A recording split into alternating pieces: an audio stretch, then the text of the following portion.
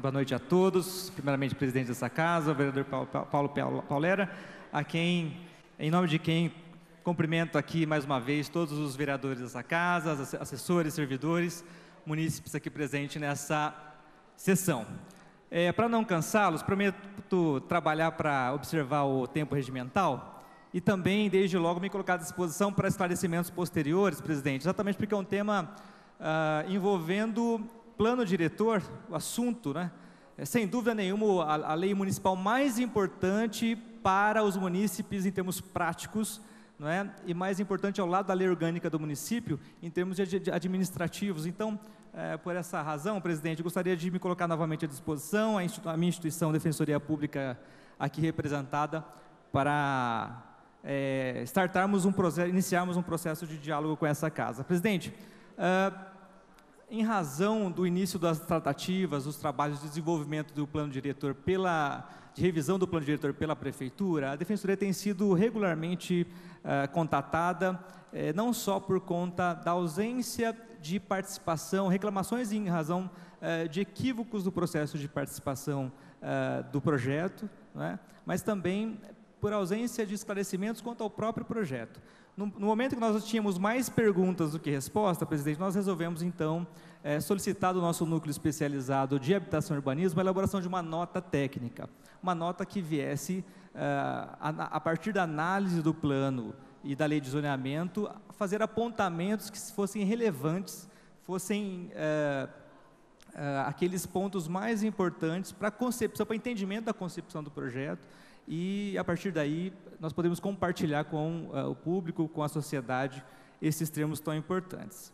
Bem, para tanto, nós executamos basicamente dois eventos. Um evento envolvendo o plano diretor, a revisão do plano diretor e meio ambiente, no Instituto de Pesca, no final do mês passado, e também, na sexta-feira última, na Unesp, um evento para divulgarmos o teor dessa nota técnica, é isso que eu pretendo fazer hoje, de forma mais sintetizada, presidente. Vamos lá, vou pedir então para a equipe passando. A revisão do plano diretor é dividida em a análise da revisão do plano diretor é dividida em duas frentes. A primeira, que é a frente formal, os aspectos formais e os aspectos materiais. Vamos lá. Pode passar.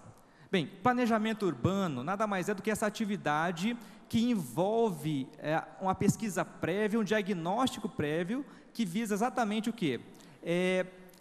Revelar, expor os fundamentos e os problemas urbanos, né, os seus desdobramentos, basicamente, né, e, a partir disso, apontar soluções para a melhoria da cidade como um todo. Vamos lá. Bom, aqui é o primeiro ponto que eu gostaria de compartilhar com os senhores presentes, a respeito do processo de participação popular. Nós identificamos, presidente, vários problemas nesse aspecto. O primeiro, eu não sei se é possível visualizar daí, vou pedir licença para virar. Nós identificamos que a ausência da publicação de um estudo diagnóstico prévio acabou por trazer prejuízos para o conhecimento e a participação da sociedade na elaboração do projeto de revisão. Esse é um problema sério que nós temos apontado inicialmente na nossa nota e que merece, desta casa, dos munícipes, da sociedade, do segmento da sociedade, uma atenção especial.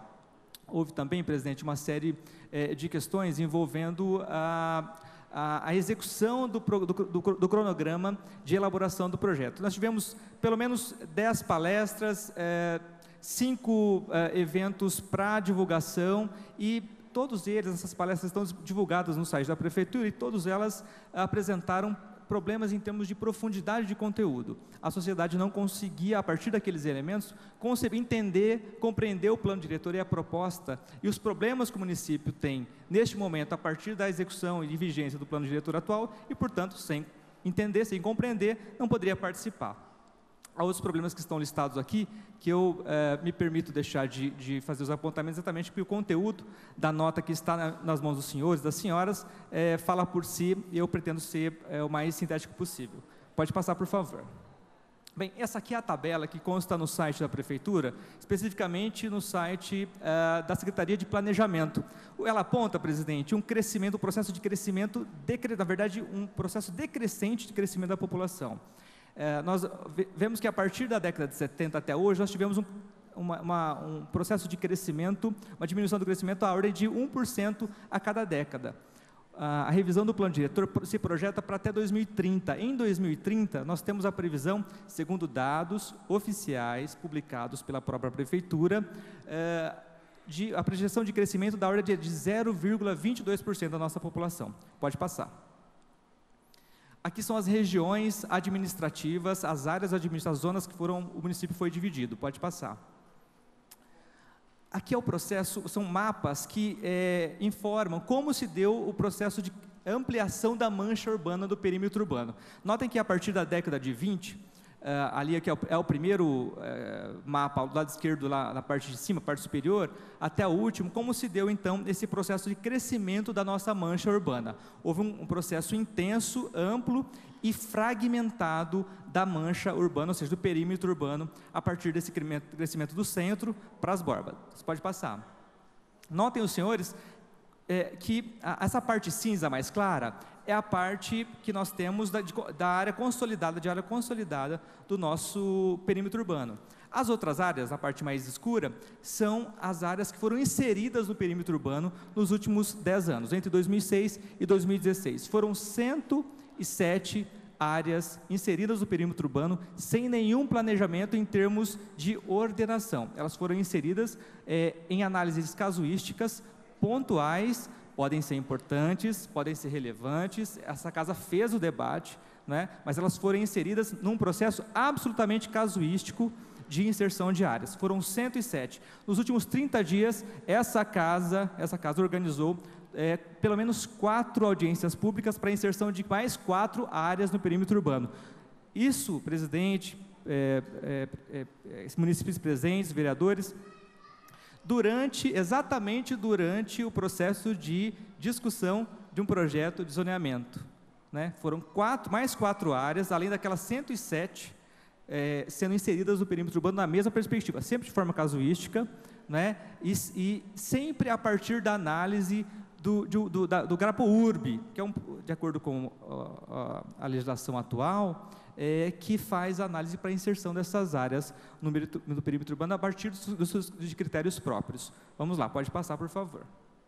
Bem, Rio Preto é a 6ª cidade no país em vazios urbanos, em número de vazios urbanos, e a 8ª, segundo o IBGE, em adensamento com relação ao seu adensamento populacional. Ou seja, Rio Preto, além do enorme volume de vazios urbanos, tem em seu espaço, no seu perímetro urbano, um baixíssimo adensamento populacional, é o 8º, segundo o IBGE. Segundo o secretário de Planejamento Municipal, só nos vazios urbanos seria possível instalar 80 mil lotes, se seguíssemos então a medida mínima dos lotes, que é 200 metros quadrados. 80 mil lotes poderiam ser inseridos nos vazios urbanos do município atualmente. Pode passar, por gentileza. Bom, o que se observa, segundo a análise do Estevão Otero, um arquiteto urbanista cujo doutoramento analisou o processo de crescimento da estrutura urbana de Rio Preto, na verdade, o que houve ao longo das últimas décadas não foi um processo de planejamento por meio do órgão municipal, da prefeitura municipal, mas um processo de crescimento a partir de uma realidade ou de pedidos especificamente de proprietários de áreas rurais no perímetro urbano.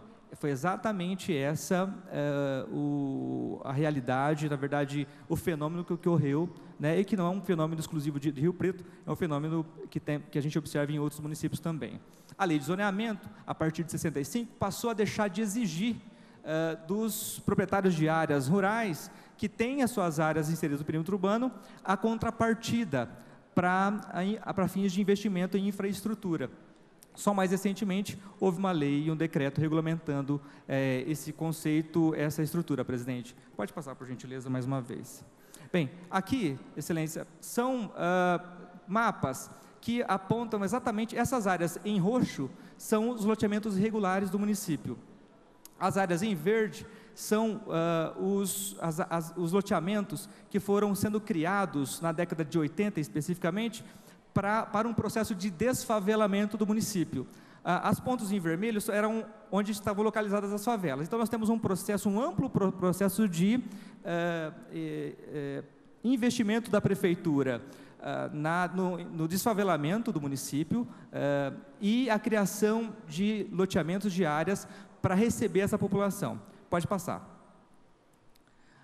Essas partes em rosa, presidente, são os loteamentos, são os condomínios fechados. É uma outra característica que ficou bastante marcada, exatamente que demonstra a segregação, o grande processo de segregação das populações.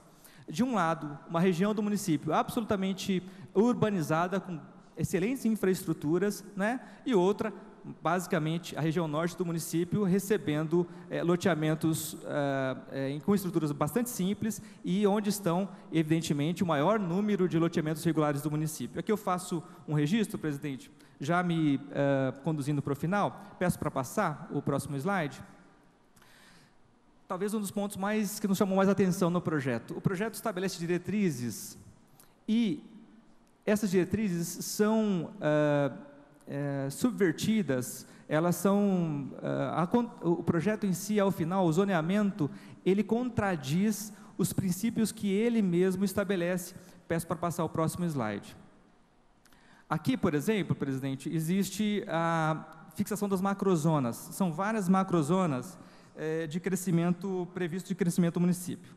Bem, o que nós notamos é que nessas macrozonas, se de um lado há um princípio de investimento para adensamento das áreas com maior infraestrutura, isso envolve a possibilidade da população, principalmente a população mais pobre, viver próxima do seu trabalho. Isso significa um menor volume de pessoas se deslocando todos os dias de um lado para o outro, tendo que transcorrer quilômetros, gastando várias horas do seu dia, exatamente porque o processo de crescimento do município se deu num processo absolutamente horizontal, né?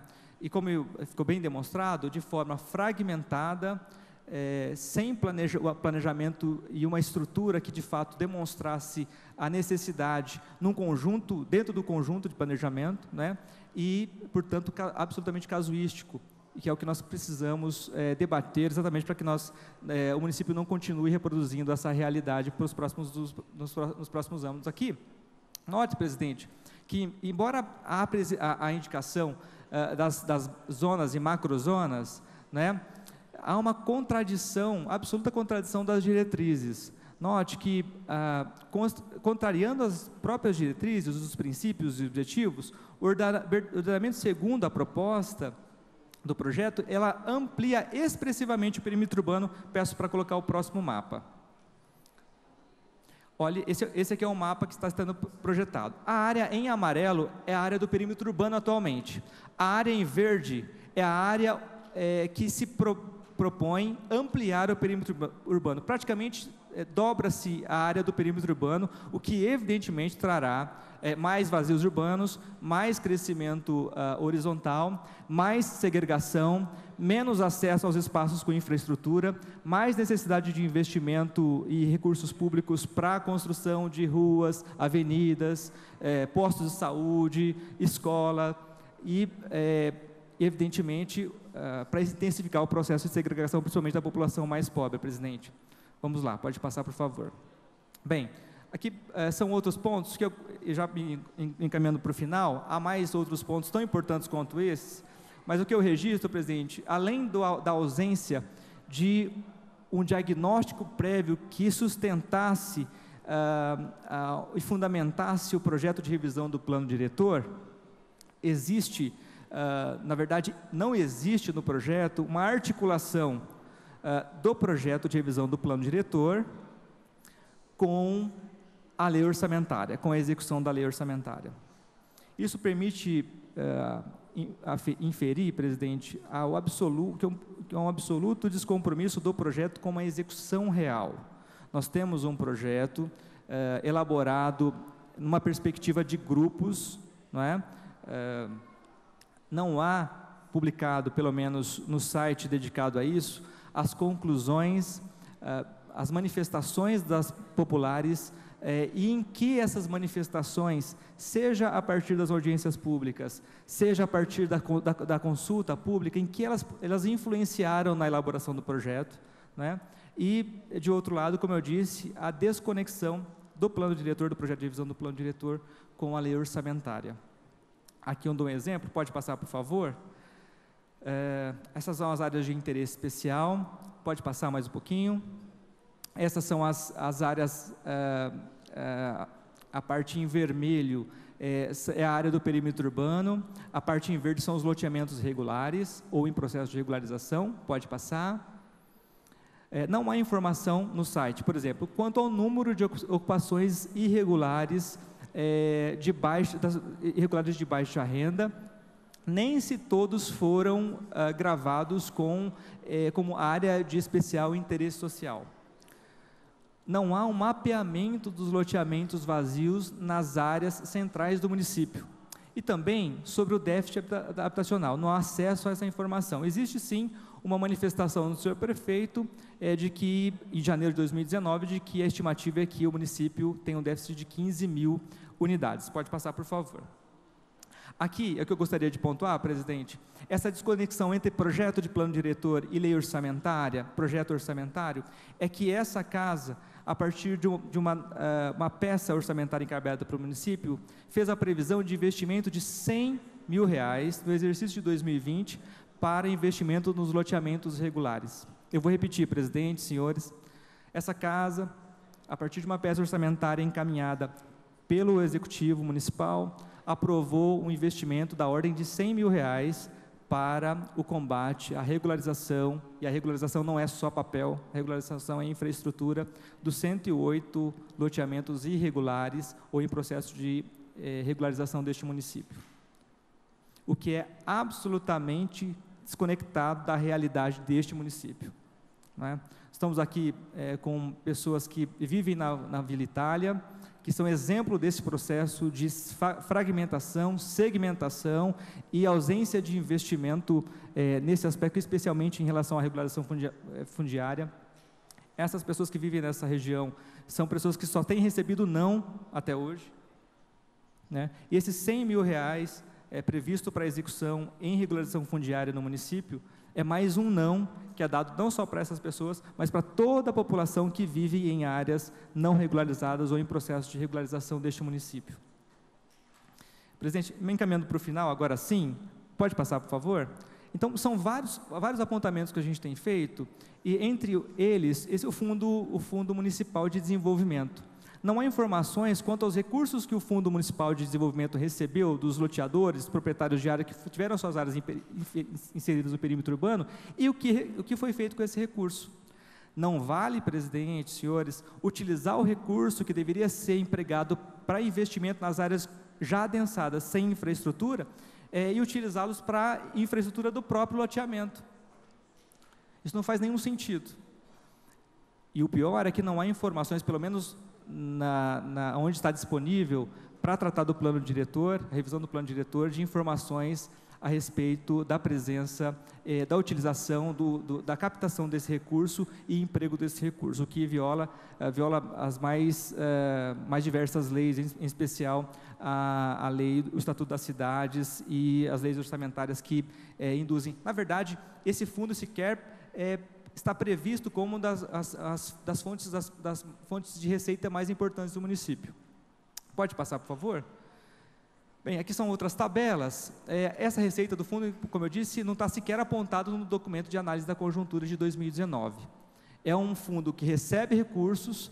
Eu registro aqui mais uma vez, foram 107 áreas inseridas no perímetro urbano entre 2006 e 2016. Né? Nós temos uma lei regulamentada em 2015, prevendo a outorga, o pagamento de valor pela inserção, exatamente para que o município compartilhe com o investidor o custo da infraestrutura, né? Não temos informação de onde está esse recurso e como ele foi empregado. Pode passar, por favor. Bem, mais um ponto a respeito da lei orçamentária, pode passar. Já estou me encaminhando para o final. Aqui é um mapa bastante interessante também do processo em que está previsto a área de expansão possibilidade de área de expansão do perímetro urbano. Aqui há uma contradição entre as áreas de proteção, áreas de restrição e áreas de expansão. Em um mapa se projeta o crescimento, na verdade uma restrição da área e também áreas de proteção, não é? Em um segundo mapa, essas áreas são classificadas, são previstas como áreas para expansão urbana. Isso praticamente extingue as áreas rurais do município, e quem entende um pouquinho mais ou buscar informação a respeito da importância das áreas rurais para o município, vai ter a exata noção daquilo que nós estamos falando aqui, o que significa a extinção, praticamente a extinção das áreas rurais de um município. Pode passar, por favor. Bem, aqui são novas tabelas, pode passar. A respeito dessa questão do zoneamento da outorga, vamos lá. Entendemos que se o objetivo é reduzir as desigualdades, melhorar a mobilidade, construir uma cidade sustentável, e o mais recomendável seria um índice de aproveitamento básico de 1. Ou seja, nós temos, presidente, um problema de previsão com relação ao quociente de ocupação das áreas, né? Na verdade, a se manter o projeto da forma como está, nós teremos o completo esvaziamento desse mecanismo que garante exatamente a redução das desigualdades, a melhoria da mobilidade, que exatamente o município ter condição de dividir com o investidor o custo da infraestrutura, de modo a investir nas áreas já adensadas com pouca estrutura e, ao mesmo tempo, promover o crescimento do município de forma sustentável a partir de investimentos da iniciativa privada. Pode passar, eu já estou terminando. Bem, não há então parâmetros para a expansão urbana, segundo a Zona 12. Não havendo parâmetros, isso acaba por excluir em absoluta a população do debate e discussão sobre esse tema, em violação absoluta e patente ao Estatuto das Cidades. Pode passar, por gentileza. Bom, a respeito do parcelamento também eu já falei, pode passar. Pode passar, por favor? Também, pode passar. Aqui, a macrozona de proteção, a respeito da macrozona de proteção, ela é zoneada em sua maior parte como uma área de expansão urbana, o que é absolutamente contraditório. Uma outra coisa, a macrozona de urbanização controlada também sofre o zoneamento da expansão urbana. Ou seja, o projeto, presidente, senhores vereadores, o projeto carece de melhor análise, se não pelo Executivo, por essa casa, e para não cansá-los mais, desde lá agradecer pelo tempo extra concedido, dizer aos senhores que nós estamos muito preocupados com o projeto atualmente disponível para a população, e estamos muito preocupados com aquilo que vai ser feito com esse projeto, caso ele chegue nessa casa sem as devidas seus devidos aperfeiçoamentos, senhores vereadores. Nos colocamos novamente à disposição, registrar aqui expressamente meu agradecimento para o vereador Renato, vereador Pedro, vereador Marcos, vereador Jean, que estiveram no evento na sexta-feira. Eu sei das agendas de compromisso de cada um. Essa casa esteve bem representada ali, com certeza, e esses vereadores vão ter condições de, ao longo do tempo, compartilhar um pouco mais sobre esse assunto com essa casa. Ficamos absolutamente à disposição, e a Defensoria Pública do Estado em São José do Rio Preto agradece mais uma vez a oportunidade de estar nessa casa de leis, uma casa de cidadania, e que de fato preza pelo compromisso de cidadania e acesso da população, especialmente a população de mais baixa renda, a uma cidade efetivamente democrática. Presidente, eu agradeço.